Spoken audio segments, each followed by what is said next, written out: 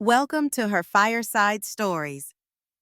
I raised him, I fed him, prayed over him, stitched his school uniforms, and held him through every fever. But nothing prepared me for the day. My son and his wife tried to steal the land I built my life on.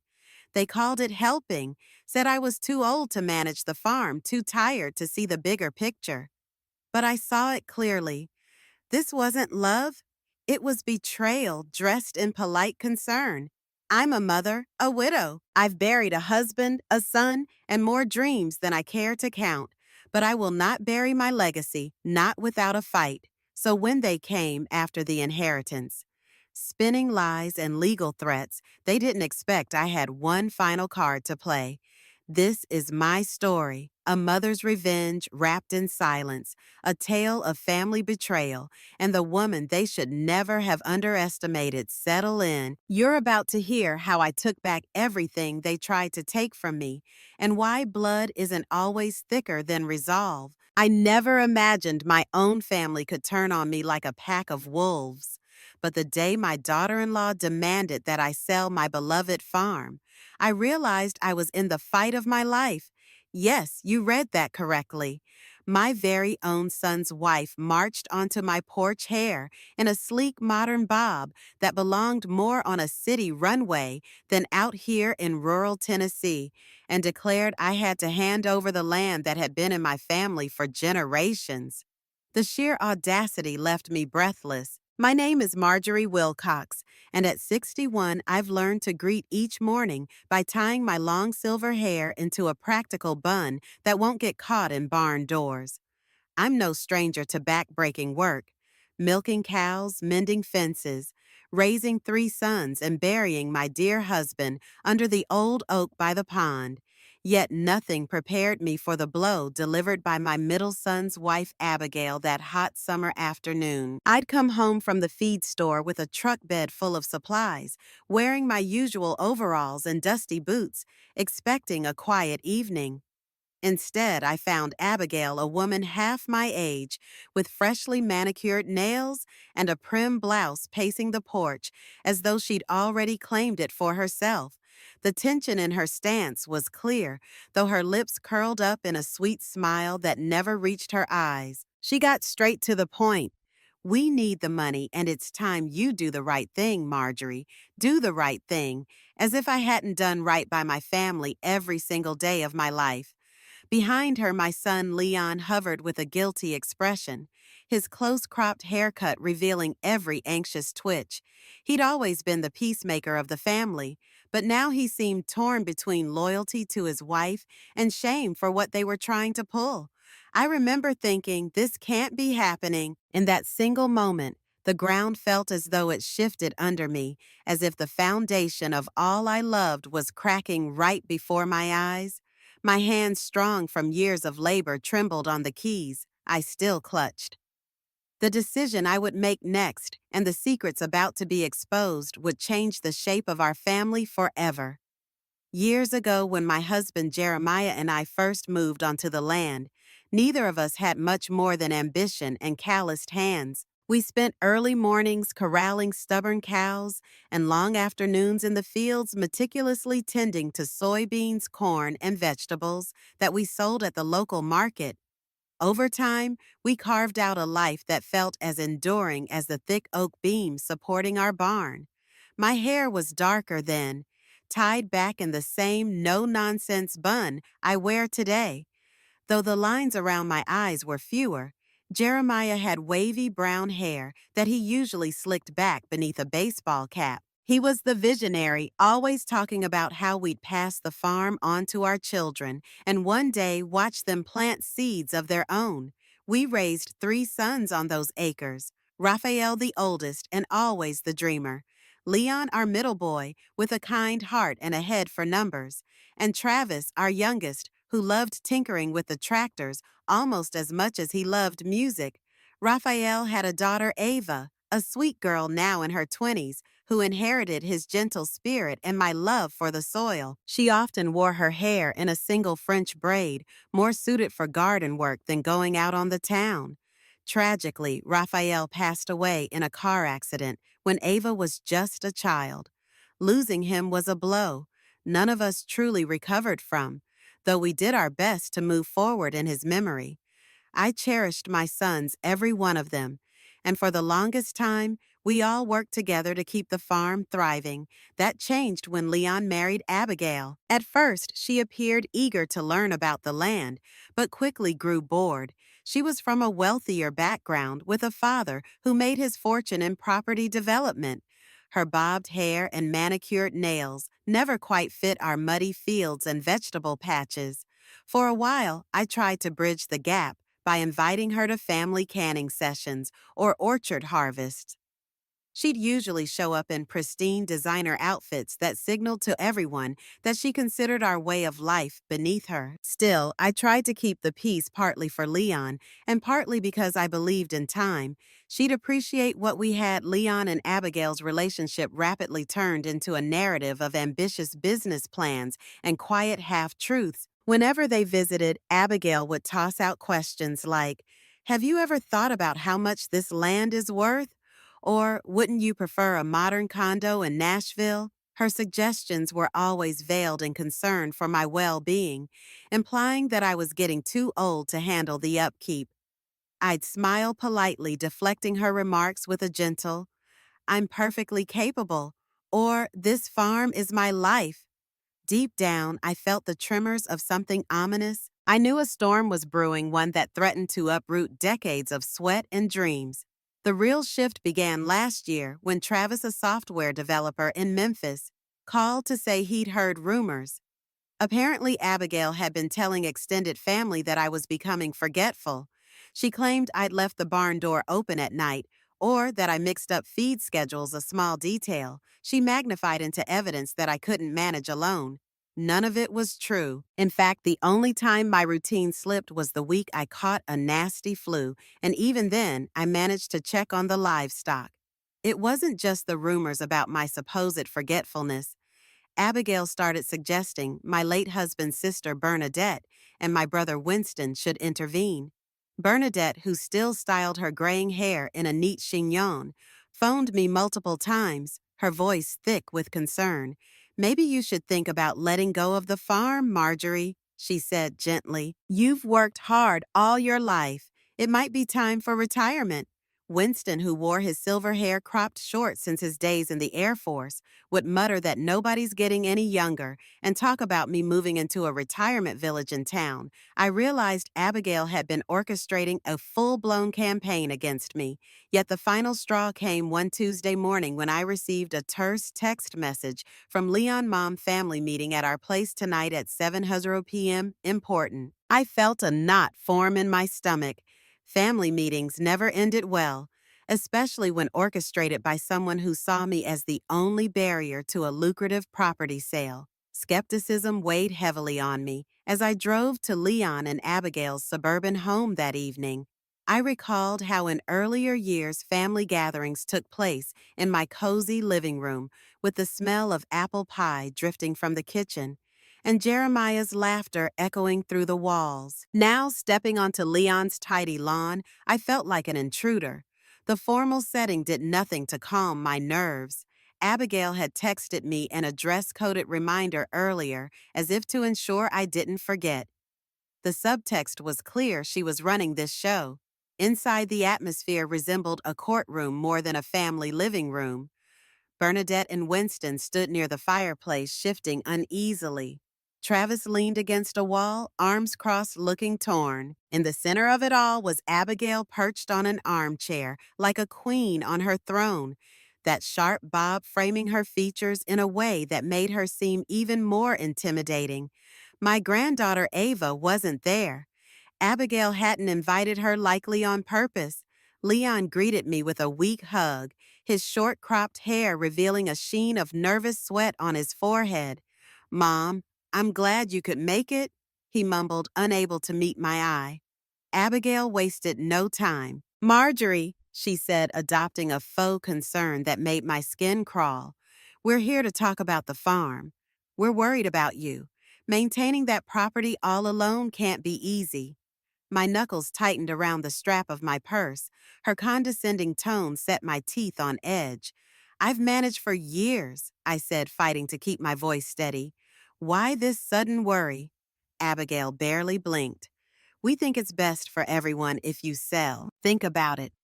No more stress for you, and the money could help Leon and me expand our business. Travis could pay off his condo. It's a win-win.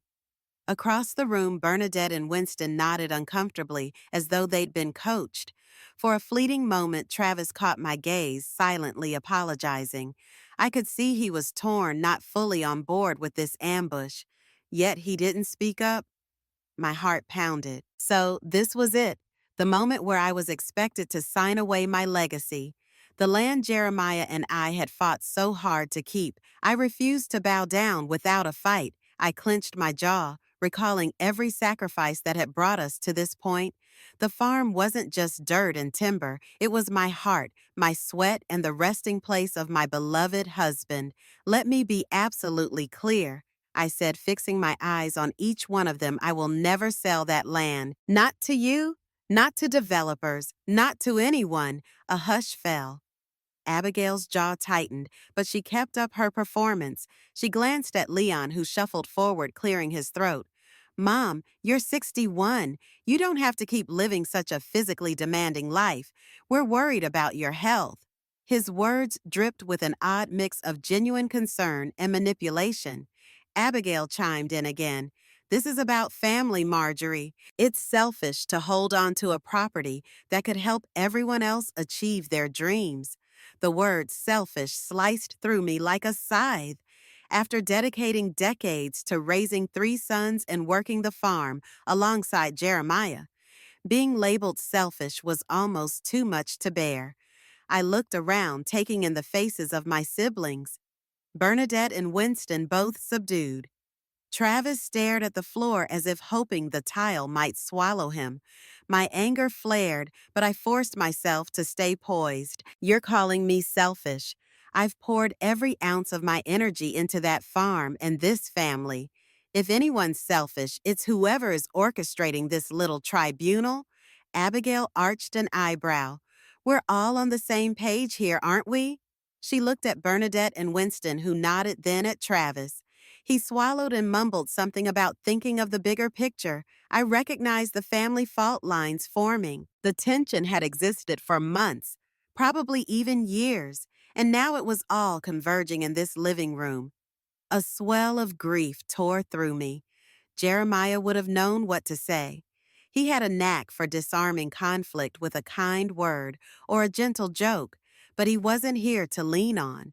It was just me and my unshakable will to preserve what we had built. The final blow came when Abigail challenged. And what about your will, Marjorie? Don't you think you ought to revise it so the farm is fairly distributed? Her tone left no doubt she wanted a chunk, if not all, of the land. My rage crystallized into resolve. For a moment, no one moved or spoke. It was as though the air itself had thickened with tension. Then I drew a slow, steady breath. You want to talk about my will, I said, forcing calm into my voice. All right, then let's talk. Reaching into my purse, I withdrew the folded papers I'd brought just in case I had a suspicion. This family meeting would revolve around the fate of my farm. Here it is, I declared, holding the document high for everyone to see. My will clearly states that upon my passing, the farm transfers to my granddaughter, Ava, Raphael's daughter. Shocked silence filled the room. Abigail's face went as white as a goat's milk, and Bernadette practically choked on her own gasp. Leon's eyes darted from my face to the paper, searching for any sign of a bluff. Travis finally looked up from the floor, blinking in disbelief. Ava, he echoed quietly. My granddaughter might have been absent tonight, but she was the rightful heir. Something Jeremiah and I had decided years ago, especially after Raphael's untimely passing. Abigail managed to recover from her initial shock, her voice trembling with controlled fury. Why Ava? Why not Leon or Travis, your living sons? Her performance of feigned concern faltered, revealing raw indignation. You're giving everything to a college kid who can't even manage her own bills.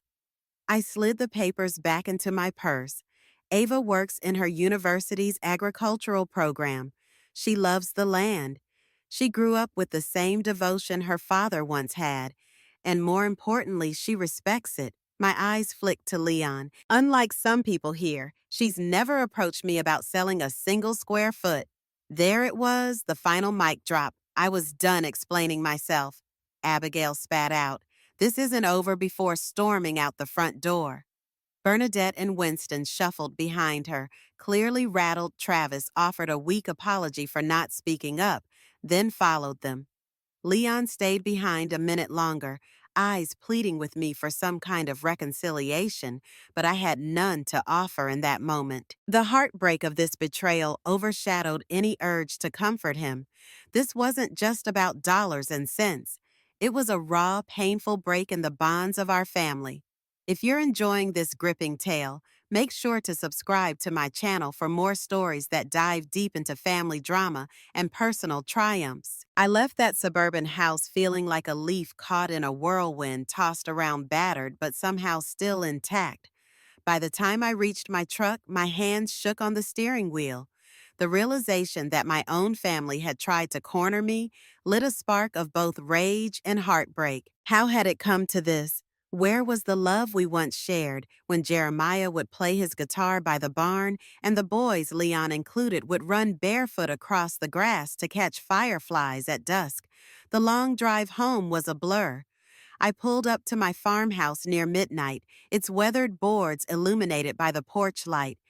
Jeremiah had installed himself ages ago. I could almost see him there leaning against the door frame, wavy hair falling out of his old baseball cap as he offered me a comforting grin, but the porch was empty. He was gone, and I was left to carry the weight of this war alone. Inside the kitchen still smelled faintly of lavender and thyme from the herbs I'd been drying. I set my purse on the table and sank into a chair, burying my face in my hands. Angry tears burned my eyes, though I refused to let them fall. Selfish Abigail had said. The word gnawed at me. I'd sacrificed so much for this land and for my children. Weren't parents allowed some measure of autonomy? Didn't the years of labor and love count for anything? I retrieved my will from my purse and read it over again, searching for comfort in its lines. Jeremiah and I had drawn it up 2 years after Raphael's passing, well before any of this ugliness began. Our reasoning was simple. Raphael had been the next in line to inherit, and Ava was his only child. Now it felt like a shield in an ongoing siege, one I'd need to brace for, given Abigail's reaction. In the pit of my stomach, I knew that confrontation was only the opening salvo. Abigail wouldn't walk away from millions of dollars without a fight, and if she managed to drag Leon and my siblings into her corner, I was in for the battle of my life. The next few days passed in a tense hush. I tended to the farm's daily chores, feeding the chickens, milking the cows, checking the fences for a sense of normalcy. That morning routine, which I'd done for decades, was my solace. Sometimes the simple rhythms of farm life can ground you more effectively than any therapy session. The animals at least didn't care about family feuds or the greed festering behind them. They just needed food, water, and a watchful eye. The phone calls started rolling in around midweek. Leon tried to reach me multiple times, leaving short voicemails.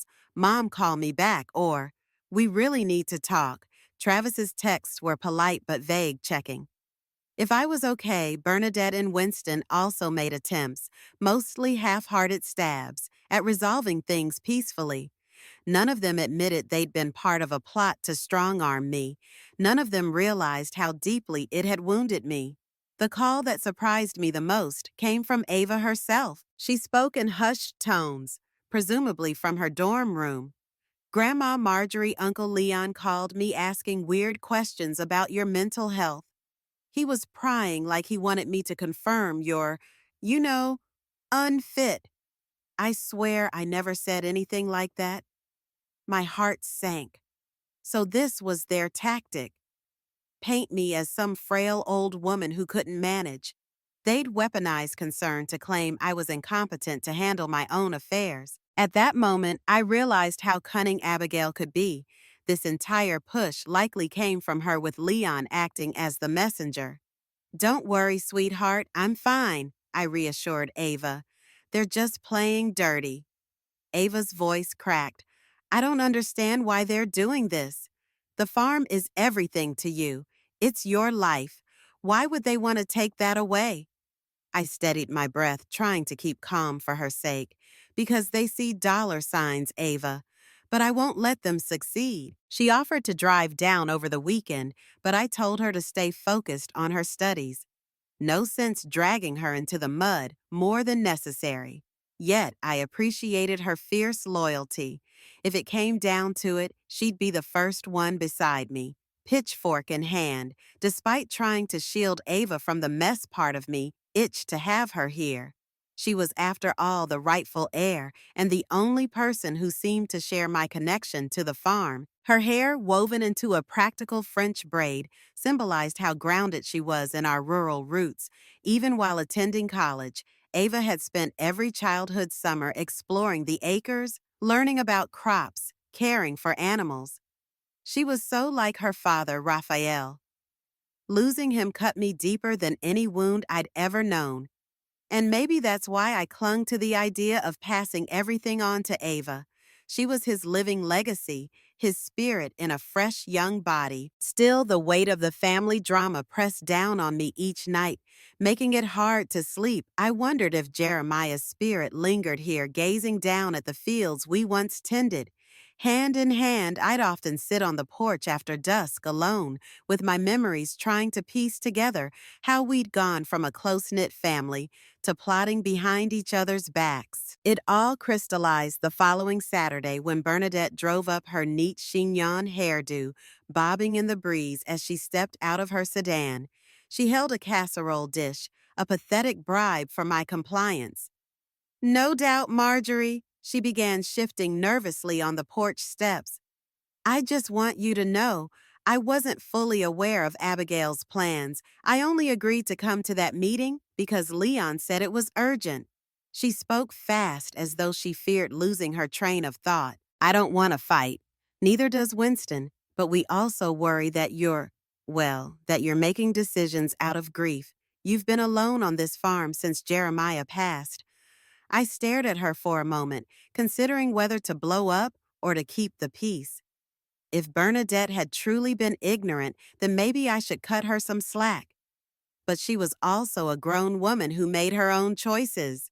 "I appreciate your concern," I said measuredly, "but I'm not incompetent, and I'm not selling." She bit her lip, her posture slumping slightly. "You know how persuasive Abigail can be?" she muttered, before offering me the casserole and turning to leave. That was all she said, but I heard the subtext. "Abigail will stop at nothing."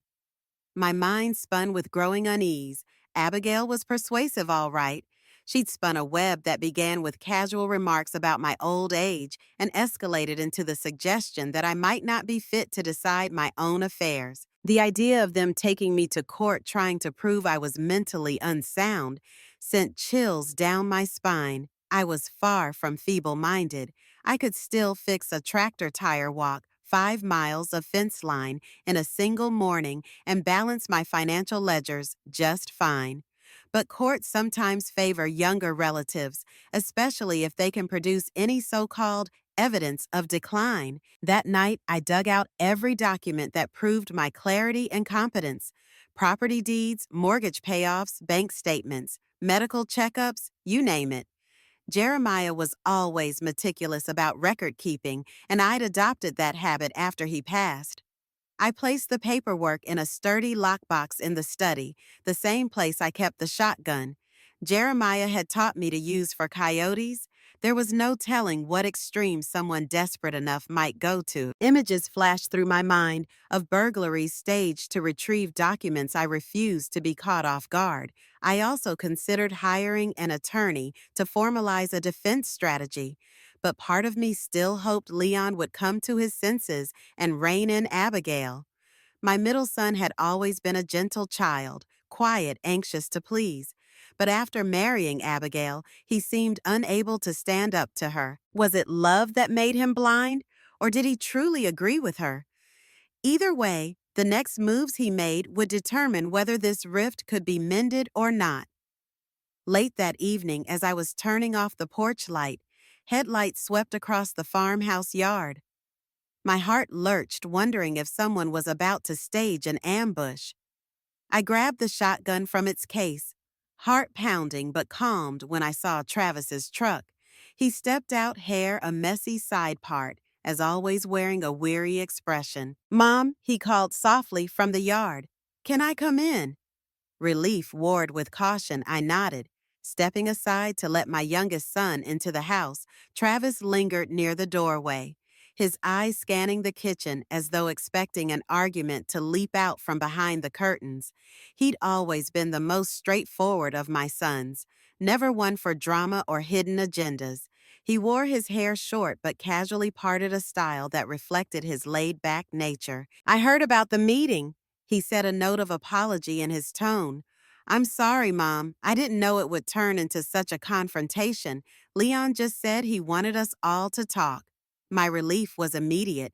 At least Travis seemed to grasp the betrayal I'd felt. "You were there," I reminded him. "You saw how they ganged up on me." He nodded slowly. I was in shock. Abigail's plan was bigger than anything I expected. But you've got to understand, Leon's got money problems, some big risk he took at work that hasn't panned out. She's feeding on his desperation, telling him selling the farm is the best fix. I sighed, thinking back to the days when my boys were small, playing tag among the corn stalks. I get that times are tough, but taking away my home to solve Leon's issues isn't right. Travis sat down at the kitchen table where I'd already laid out piles of receipts and documents. "It's not right," he agreed, "and I'm not on board with it."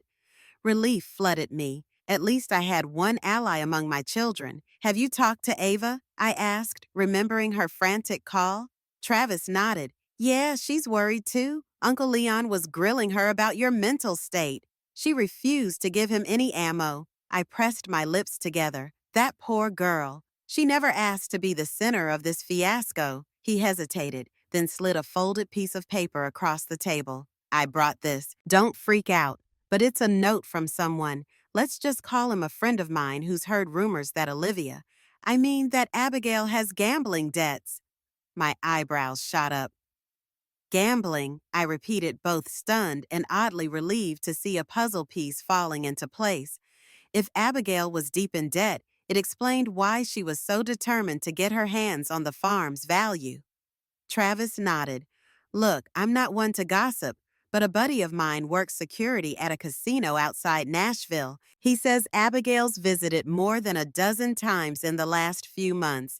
Always high stakes. Always leaving at odd hours. Sometimes looking upset. She might have racked up debts she can't handle." Anger and a sense of validation warred within me. It wasn't about me being too old to handle the farm. It was about Abigail's own financial crisis. For a moment, I felt a strange mixture of pity and fury. Had my son Leon been duped into thinking the farm sale was for the good of the family, while she actually intended to cover her gambling problem, and how far would she go to hide this from him? The more I considered it, the clearer it became. This was about money, plain and simple. With a shaky hand, I picked up the note. Travis's friend had scribbled dates, times, and amounts that Abigail had allegedly withdrawn from the casino. Reading it made my blood boil. It was one thing to struggle with finances, another to manipulate an entire family to fix it. I looked at Travis. "Son, do you believe she's behind the push for a competency hearing?" He let out a slow exhale. "Yes, I do. She's probably thinking if she can paint you as mentally unfit, she and Leon would take control of the farm, sell it, and use the money however they want." I nodded, grateful for Travis's honesty. "We need to be careful then. This is bigger than I thought." Travis squeezed my shoulder. "I've got your back." "Mom?" A warmth spread through me like a small ray of sunshine in a dark storm. At least one of my children refused to sell me out. That night after Travis left, I locked every door and drew the curtains closed. My mind churned with possible scenarios: lawyers, court hearings, depositions. But I also felt a jolt of determination. Abigail's secrets could be the key to preserving what Jeremiah and I had built. I wasn't about to roll over and let her trample me, no matter how persuasive her lies. Enjoying the story so far? Don't forget to subscribe to my channel for more deep dives into riveting family sagas and unexpected twists. By the end of the week, a cascade of events began to unfold. Winston, my brother, with his closely shaved gray hair, called to say he'd heard talk of a petition to have me evaluated by a psychiatrist. Bernadette admitted she'd overheard Abigail discussing power of attorney with someone outside the family. The noose was tightening, and they were moving faster than I'd anticipated. Part of me wanted to call Leon and confront him directly about the gambling rumor, but I hesitated. If Abigail truly had that kind of hold on him, he might not even believe me. Instead, I gathered evidence. I asked Travis for more details, and he introduced me over the phone to his security friend. The conversation was eye-opening. Not only had Abigail racked up substantial gambling debts, but she'd also been heard bragging about a new real estate venture. The friend couldn't confirm it was the farm, but the timing felt too coincidental. Meanwhile, I decided to secure proper legal help. Janice Holt, the same attorney who'd helped Jeremiah and me refine our will years ago, agreed to take my case. She was a sharp-witted woman in her 60s with short curls that framed her face like a crown. She had a reputation for championing seniors, and I trusted her implicitly. When I laid out the situation, the ambush meeting, the rumors of my incompetence, the potential gambling addiction, Janice shook her head in disbelief. "Sounds like a textbook case of financial exploitation," she said, scribbling notes on a yellow legal pad. "You're wise to come to me now. Let's get ahead of this." Janice recommended an official medical checkup with a reputable doctor in Nashville, someone who specialized in geriatric assessments. She wanted documented proof that I was of sound mind, just in case Abigail tried to push the competency angle. The suggestion made my stomach churn. It felt insulting to have to prove my mental fitness, but I understood the necessity. "One clean bill of health," Janice said, "and they'll have a much harder time building a case against you." Even so, I couldn't help feeling a growing resentment toward my own blood.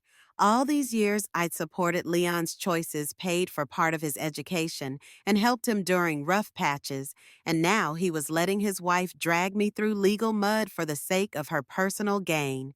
The following Monday, I drove to Nashville for the appointment Janice had arranged. The clinic was housed in a modern glass building, a stark contrast to the wooden beams and chipped paint of my old farmhouse. Walking in, I felt out of place, but I steadied myself. If this was what it took to defend my autonomy, so be it. I spent 2 hours in consultation answering memory questions, doing reflex tests, even a quick cognitive assessment. The doctor, a genteel lady named Dr. Patel, was kind and reassuring. "You're sharp as a tack, Ms. Wilcox," she remarked after reviewing my results. "I don't see any signs of impairment whatsoever." Her words were a balm to my anxious mind. By the time I exited the clinic, I felt a renewed sense of resolve. I had proof in hand, a professional statement declaring I was perfectly capable of managing my life. Let Abigail try to twist that in court. Still, I kept my guard up. If she was scheming to push me into a competency hearing, she probably had a few more tricks up her sleeve. On the way home, I stopped at a diner on the outskirts of town for a late lunch. Over a plate of country fried steak, I mulled over the approach I'd take if Leon or Abigail confronted me. I toyed with the idea of telling Leon about her gambling problem, but I worried it might backfire without solid documentation. He could accuse me of slander, or Abigail could twist the narrative. Maybe it was best to wait until Janice advised me on how to present that information legally. I did text Travis, letting him know I'd completed the assessment and had a clean bill of health. His reply was nearly immediate. Awesome news. Just keep everything hush hush until we know our next move. Love you, Mom. A brief but comforting message. As I finished my meal, I felt the corners of my mouth lift into a small smile. In a sea of betrayal, at least I had Travis and hopefully Ava on my side. Their support reminded me that not all was lost, that this farm was still worth fighting for. The confrontation I dreaded arrived sooner than expected. 2 days after my medical assessment, a sleek black SUV pulled into my driveway early one morning. Out stepped Roland Garrett, a longtime acquaintance of Jeremiah's, who'd gone on to become a well-regarded attorney, specializing in estate disputes. He'd always kept his salt and pepper hair trimmed in a neat crew cut, and though I remembered him as affable at barbecues today, his demeanor radiated pure professionalism. My heart sank at the sight of him. If Roland was here, it meant Leon and Abigail were lawyered up for real. But he extended his hand politely as I walked over from the barn, pitchfork in one hand, hay clinging to my overalls. "Marjorie," he said, voice calm. "May I have a few minutes of your time?" I nodded, though my instincts were on high alert. Inside the house, I set the pitchfork aside and offered him some iced tea. He declined but sat at the kitchen table, carefully placing a briefcase by his feet. "I'm representing Leon and Abigail." He began, casting me a sympathetic glance. "They're concerned about how the farm is being managed and want to address some pressing matters before considering further legal action." I let out a mirthless laugh. "Pressing matters. You mean Abigail's personal financial crisis, right?"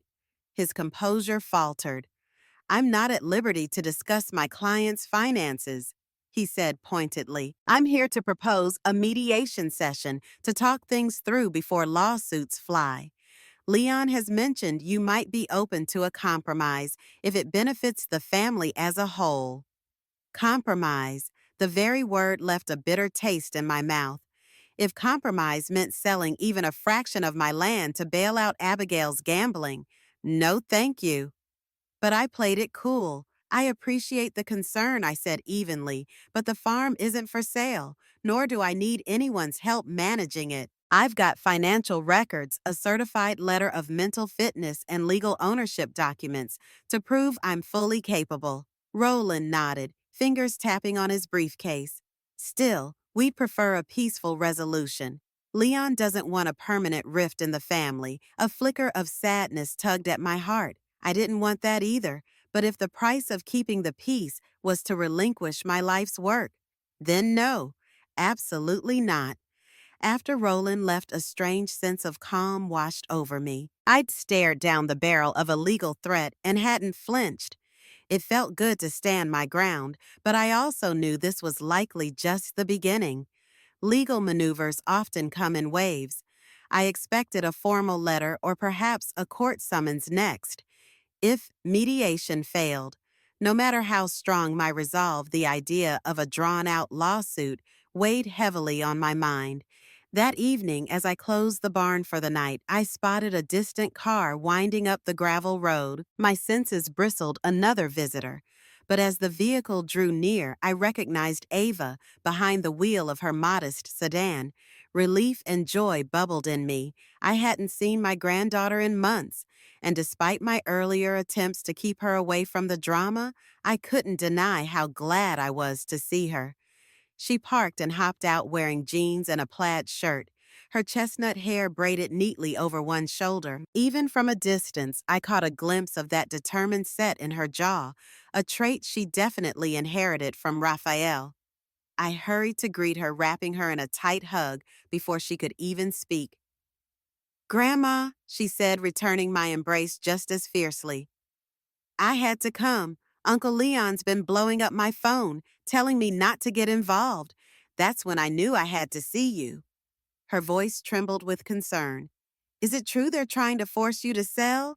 I just don't understand." I guided her inside, away from the chill of the approaching evening, and poured us both some lemonade. She listened intently as I updated her on everything the family meeting Abigail's involvement, the possibility of a legal showdown. Ava's eyes flared with anger when I mentioned Abigail's rumored gambling debts. That's disgusting, she blurted out. The farm is your whole world. They can't just rip it away. I nodded, fighting the sting in my eyes. I've got no intention of letting them. Ava looked at the lockbox I'd set on the kitchen table. What's in there? She asked softly. Documents, I replied. Proof that I'm not incompetent and that the farm is rightfully ours, yours someday. We talked for hours, the sun setting and the stars appearing in the sky. Ava asked pointed questions. What if Uncle Leon sues you for guardianship? Could Abigail file a false claim that you're abusive or neglectful toward yourself? Her questions sounded outlandish, but given what we'd seen so far, nothing seemed off limits for Abigail. I reached for her hand, noting the calluses on her palm from her part-time job at the university's greenhouse. I have Janice Holt on my side, I assured her, and I've got documentation. I'm also prepared to reveal the gambling evidence if push comes to shove. Ava's gaze drifted around the farmhouse kitchen, landing on the faded photographs on the wall, Jeremiah and me on our wedding day. Raphael holding a tiny Ava in his arms, Leon and Travis by the tractor. It doesn't have to come to that, right? Her voice trembled with the uncertainty we both felt. I sighed, wishing I had a simple answer. I hope not, I said, but I'm not naive. Abigail wants money, and I'm the obstacle. She'll do whatever she can to move me. Ava's brow furrowed in frustration. Uncle Leon must see what's happening. Why doesn't he stop her? I could only shake my head. He's blinded by something. Love. Fear, I'm not sure. She's led him to believe that they're doing this for the family's best interest. Or maybe she's hidden her debts from him entirely. Time will tell. Well, eventually, we started up the stairs so Ava could settle in the old guest room she used as a child. The house creaked beneath our footsteps, a familiar lullaby that reminded me of how safe I once felt within these walls. Before turning in, Ava stopped at the door to Raphael's old room, now just a storage space for holiday decorations and boxes of mementos. A sad smile ghosted across her lips. Dad would be so proud of you, she said quietly, standing up for what's right. The hollow ache of missing Raphael flared in my chest. I hope so, sweetheart, I murmured, flicking off the hall light. I prayed that come morning, we'd still feel the same sense of resolve we did now. Morning dawned bright, the roosters crowing as always. I got up before Ava letting her sleep in. I figured she could use the rest after a late-night drive. Outside, the dew sparkled on the grass, and I inhaled that familiar farm scent, earthy alive tinged with the memory of all the good things we'd cultivated here. This land was worth every ounce of fight I had in me. I was checking the chicken coop when I heard a car engine approaching. My stomach tightened. Visitors this early typically spelled trouble. Leaning the rake against the coop, I hurried around to the front. It was Travis stepping out of his truck with a folder clutched under one arm. His hair was slightly tousled as if he'd rushed out the door without a comb. The moment he saw me, he broke into an uneasy grin. Mom? I found something else, he said, waving the folder. We went inside and I poured him a cup of coffee. Ava joined us halfway through. Still in her pajamas, hair braided over one shoulder, Travis nodded a greeting, laid the folder on the table, and opened it to reveal a series of documents, credit card statements, bank records, and even online casino screenshots. That security friend of mine really came through. Travis explained, pointing at the numbers. Abigail's in deep. She owes thousands to multiple casinos, both online and brick and mortar. Ava's eyes widened as she scanned the pages. Dear God, Uncle Leon can't possibly know the extent of this, can he? Travis shrugged. I doubt it. He's not the type to gamble, and these accounts don't even have his name on them. It looks like she opened them in her own name, maybe even kept them secret. I stared at the damning evidence. There was more than enough to show that Abigail had a dangerous habit. If Leon discovered this, maybe he'd realize the farm wasn't just a fix-all for normal financial woes. It was a lifeline Abigail planned to exploit, yet brandishing this information felt like a nuclear option, one that could destroy any chance of reconciliation. "Let's show this to Janice," I finally said, voice tinged with resolve. "We need a strategy before we confront anyone." Love unraveling secrets and surprises. Subscribe to my channel now for more engrossing stories and behind-the-scenes family dramas. That afternoon, the three of us, Ava, Travis, and I, drove into town to meet with Janice at her law office, a cozy space in an old brick building by the courthouse. The office had a homey feel with antiques lining the walls and lace curtains framing the windows. Janice, dressed in a fitted blazer and her short curls styled neatly, greeted us warmly. Her gaze, however, sharpened the moment she saw the documents Travis carried. As we laid everything out on her desk, Janice's expression turned grave. "This is significant," she said, tapping a finger against the highest debt figure. "If Abigail's gambling is this extensive, she might not stop at mild coercion. She could push Leon into more aggressive legal maneuvers, like a forced sale, if she thinks that's the only way out of her mess." Janice then turned to me, concern evident in her hazel eyes. "Marjorie, do you have any sense of how far she's willing to go?" I pressed my lips together. "She's already tried to brand me incompetent. I wouldn't put anything past her." Ava shifted in her seat. "But isn't this enough leverage to make her back off?" Janice hesitated. "Possibly. But leverage is a double-edged sword. We could use it to pressure her into dropping any legal action. However, she might lash out if cornered." Travis rubbed the back of his neck, tension in every line of his posture. "I hate the idea of stooping to her level, but at least we know we can defend Mom if they try something." Janice nodded. "Precisely. I'll keep these on file. In the meantime, we need to make it clear that you, Marjorie, are legally and medically verified as competent. We'll file a notice with the court that you're not to be approached with any guardianship or conservatorship petitions without a formal hearing." Janice also recommended we explore setting up a trust that names Ava as the irrevocable beneficiary of the farm. "It makes it a lot harder to contest," she explained. My anxiety eased slightly. If I placed the farm into a trust, even a court order would have to scale serious legal hurdles to force a sale. "Let's do it," I agreed. The lines of Jeremiah's face seemed to appear in my mind, smiling proudly.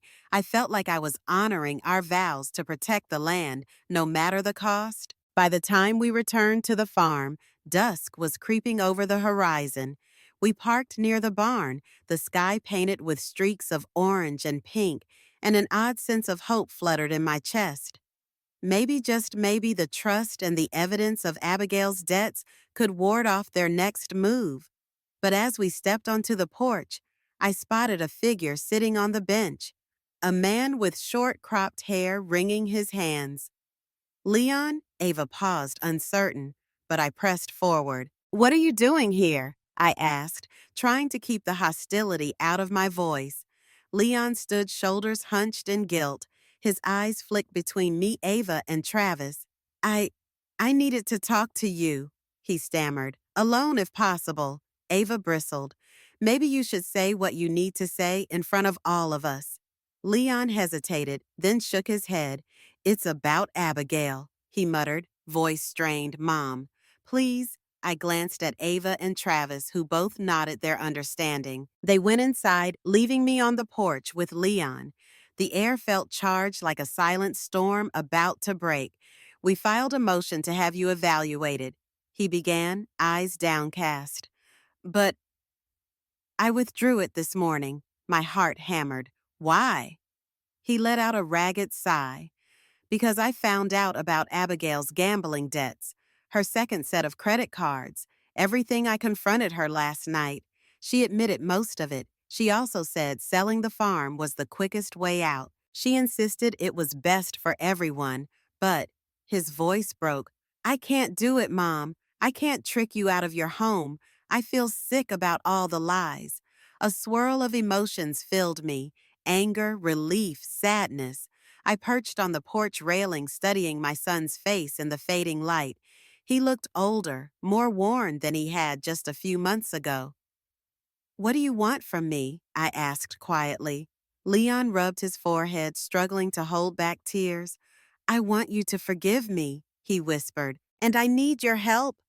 I don't know how to handle Abigail's debts. She's out of control."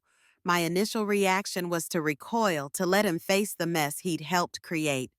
But despite everything, this was still my child, my middle son who used to gather wildflowers for me on spring mornings. I sighed, stepping forward and laying a hand on his shoulder.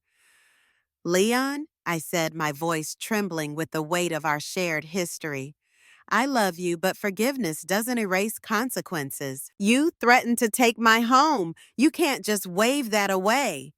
He flinched, tears pooling at the corners of his eyes. "I know, Mom. I'm so sorry Abigail's been frantic. She blamed me for losing money on bad investments. Said we'd lose our house, everything. I believed her when she said you couldn't handle the farm anymore, that it would be good for you, good for us all.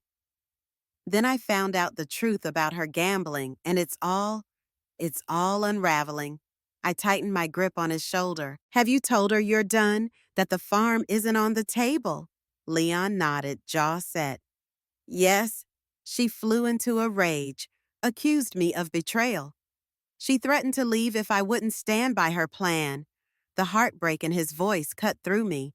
Despite my anger, I felt a pang of empathy. "I'm sorry you're going through this," I said softly. "But the farm is not the solution to her gambling." He exhaled shakily as though releasing a heavy burden. "Travis mentioned you found evidence. I guess I can't ignore that now. She owes over $40,000 in various places, maybe more." My eyes widened. The numbers were even worse than we'd suspected, Leon. I said carefully, "I'll stand by you as you figure out how to handle this. But the land is off limits.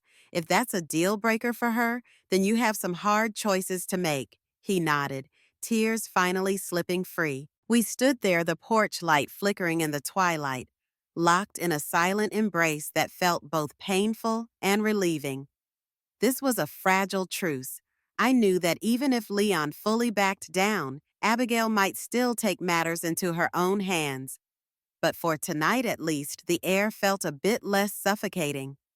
The next morning, over a cup of tea, Ava, Travis, and I mulled over what Leon had revealed. Although he'd withdrawn the competency filing, Janice warned me not to get complacent. If Abigail is desperate, she might act independently. Janice cautioned in a phone call. "We can't trust she'll just go quietly." My guard was still up, but a glimmer of hope flickered, knowing Leon had finally recognized how wrong this all was. At midday, Ava offered to help me harvest some produce for the local farmers market. We slipped on gloves and kneeled in the garden rows, carefully picking cucumbers, tomatoes, and peppers at their peak. The farm felt alive, vibrant, as if reminding us it deserved a caretaker who truly loved it, not someone who only saw it as collateral. Grandma Ava said, placing a plump tomato into a basket. "One day, I want to expand this garden, grow heirloom varieties, maybe even open a small orchard."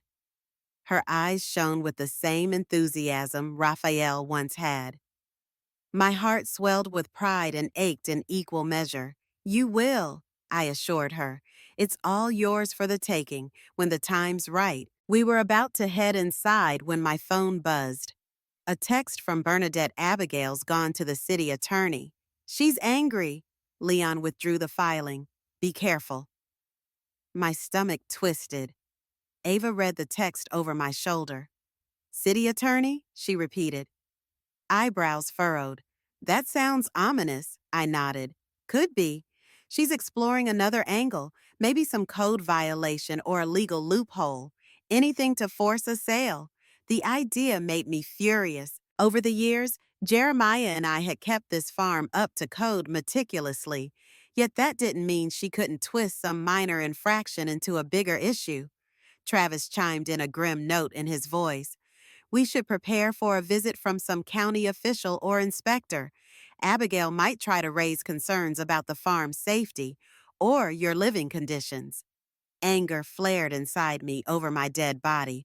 Would they label my home unsafe just to push me off it? She'll find nothing wrong, I snapped, slapping dirt off my gloves. Because there is nothing wrong, but as Ava and Travis both noted in a legal fight, perception often matters more than reality. Sure enough, 2 days later, a county inspector showed up unannounced. I'd just finished mucking stalls when I heard the sound of tires crunching on gravel. By the time I stepped out of the barn, I saw a well-dressed man climbing out of a county truck. He introduced himself politely, explaining he'd received a complaint about potential code violations, including structural issues and concerns about livestock welfare. My blood boiled. This was obviously Abigail's doing.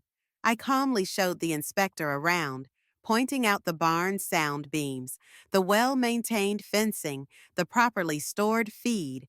Everything was in pristine shape, just as Jeremiah and I had always kept it. The inspector took notes, snapped a few photos, and even complimented the quality of the pasture. I forced a polite smile, though inside I seethed at the intrusion. By the time we wrapped up, he admitted he found no significant violations and would close the complaint. I escorted him back to his truck, heart-pounding cheeks flushed from anger. Do you happen to know who filed the complaint? I asked, forcing neutrality into my tone. He shrugged. Anonymous phone tip, ma'am. But the sideways glance he gave me suggested he suspected something fishy, too. The moment he left, I marched inside and called Janice, updating her. We figured this might happen, she said, not the least bit surprised. But it works in our favor if the inspector finds no problems. It just bolsters your case that you're fully capable of running your farm. I exhaled a breath I hadn't realized I was holding. Another bullet dodged, but the barrage was relentless. With each new attack, my resolve hardened. Every squeaky clean inspection, every medical document verifying my mental sharpness, and every financial record proving the farm was in good shape served as armor against Abigail's attempts. The stress was real, though. My sleep grew restless, and some nights I'd shoot awake at the slightest noise outside, worrying about sabotage. But the land itself, these rolling fields and dusty barns, remained a source of strength. Walking the fields at dawn, feeling the earth under my boots, reminded me of my mission: preserve our family's legacy, no matter what schemes arrived on my doorstep. Weeks passed without direct confrontation. Rumors circulated around town. Some said Abigail was packing her bags and leaving Leon. Others claimed she was doubling down, trying to find a lawyer who specialized in elder transitions. Leon himself remained distant, sending only a few apologetic texts. I tried to be patient. He was caught in a tempest of his own making, but at least he no longer championed her cause. Ava eventually had to return to college, but she promised to come back on weekends if things escalated. Travis checked in daily, usually calling after his shifts at the software firm. My siblings, Bernadette and Winston, laid low, probably chastised by how spectacularly Abigail's first attempt had backfired. Me, I spent most of my days quietly reinforcing everything Janice had set in motion, finalizing the trust, documenting the farm's condition, and generally making sure no new vulnerabilities existed. Some nights after the animals were fed and the sun slipped behind the hills, I'd stand by Jeremiah's old oak tree, where he and Raphael both rested, and whisper my anxieties to the wind. I like to think they heard me, that they guided me with quiet reassurance. One crisp autumn evening, I found a plain white envelope in my mailbox with no return address. Inside was a single sheet of paper. Drop the trust, sell, or face consequences. The words were typed, not handwritten, offering no immediate clue to the sender. But the threat was clear. My lungs constricted as I read it.